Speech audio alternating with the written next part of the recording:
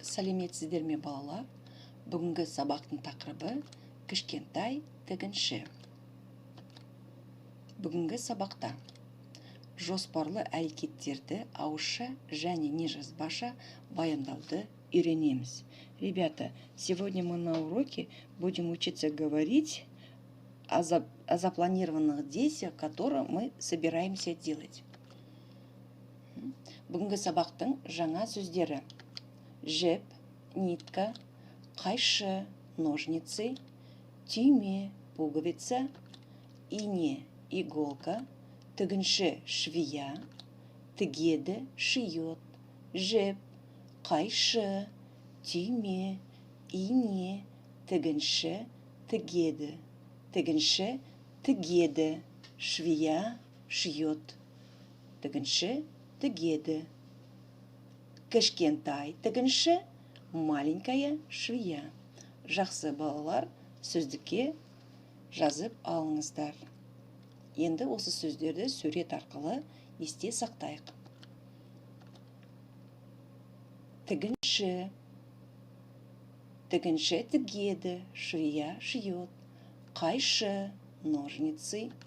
Түйме, ине, жіп. Тігінші, қайшы, түйме, ине, жіп. Ребята, мы сегодня будем учиться говорить об запланированных действиях, которые мы собираемся делать. Чтобы их образовать, для этого к корню глагола добавляем суффиксы гала, геле, қала, келе. Дальше берем слово жатыр вспомогатель и плюс личные окончания. Мысалы, бару – ходить. Берем только корень глагола бар. Суффикс у убираем. Бар – галы, жатырмын. Я собираюсь идти. Бару – ходить. Келу – приходить. Айту – говорить или сказать. Кету – уходить. Бірінші жақ. Мен барғалы жатырмын. Сен келгелі жатырсың.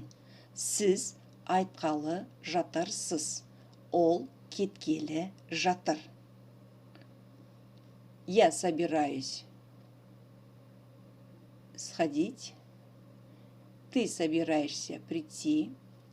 Вы собираетесь сказать. Он собирается уходить. Ребята, когда мы добавляем суффикс галы, геле, қалы, келе, при переводе добавляем слово «собирается». Мен барғалы жатырмын. Я собираюсь идти. Ребята, суффиксы галы, геле присоединяются к слову, если корень заканчивается на глухие согласные. А в остальных случаях мы добавляем суффиксы галы, геле. Личные окончания добавляем в зависимости, в каком лице стоит. Мен барғалы жатырмын. Я собираюсь идти. Сен келгелі жатырсың. Ты собираешься приходить. Жақсы балалар. Жазылым. Дәптерлеріңізді ашыңыздар. Бүгінгі күнді жазыңыздар. Желтоқсанның 10-ы. Кішкентай тігінші. Екінші тапсырма, 12-ші бет. Жақшаны ашып жаз. Раскрой скобку и перепиши. Үлгі. Мен орамал тігу. Используем правила, которым только что прошли. К корню глагола тік добавляем суффикс. Мен орамал тікелі жатырмын. Я собираюсь шить полотенце. Жақсы балалар. Тыңдалым. Мәтінді тыңда, түсініп оқы. Киім тігу ертеден келе жатқан қолөнер түрі. Шитье одежды – это вид прикладного искусства, который идет с древних времен. Тігінші – бұл мамандық. Швея – это профессия. Тігінші – киім тігетін шебер. Швея – это мастер, который шьет одежду. Киім тігу үшін қайшы, ине, түйме, жіп керек.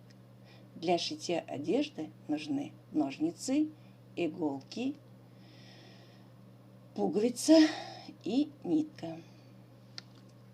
Дананың анасы тігінші. Мама Даны швия. Ол қымбат матадан ұлттық киімдер тігеді. Она из дорогих тканей шьет национальную одежду. Анасы Данаға әдемі көйлек тіккелі жатыр.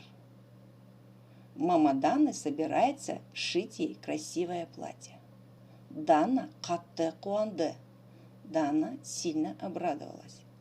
Анасы мата дүкенінен әдемі мата сатып алғалы жатыр.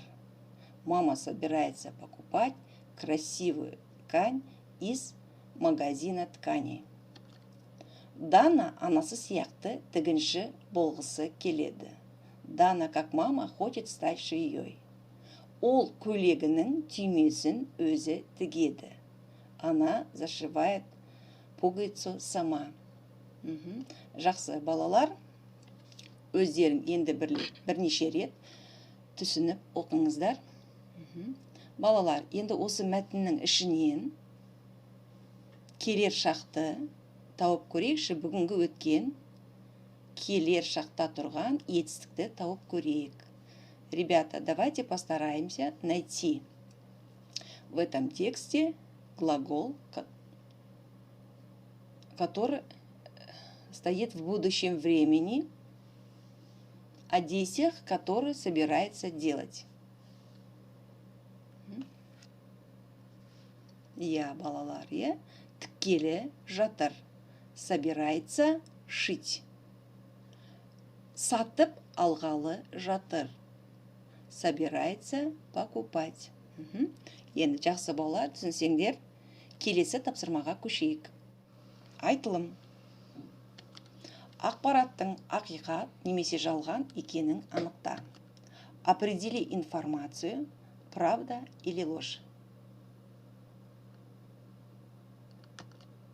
Ақпарат, информация, ақиқат, правда, жалған, ложь. Киім тігу ертеден келе жатқан қолөнер түрі. Киім тігу үшін жіп, ине, қайшы керек жоқ. Дана киім тігуді армандайды. Ол көйлегінің түймесін өзі тігеді. Дананың анасы оған шалбар тіккелі жатыр. Анасы мата дүкенінен әдемі мата алғалы жатыр. Жақсы балалар, ақпараттың ақиқат немесе жалған екенін анықтау үшін мәтінді тағы білет оқыңыздар, әр ақпаратты мәтінмен салыстырып көріңіздер. Ребята, чтобы определить информацию, правда или ложь, вам нужно прочитать внимательно текст дальше и сравнить эту информацию с информацией в тексте. Это задание отправляйте голосовым сообщением.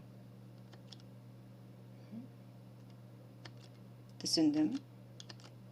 Сұрағым бар? Түсінген жоқпын.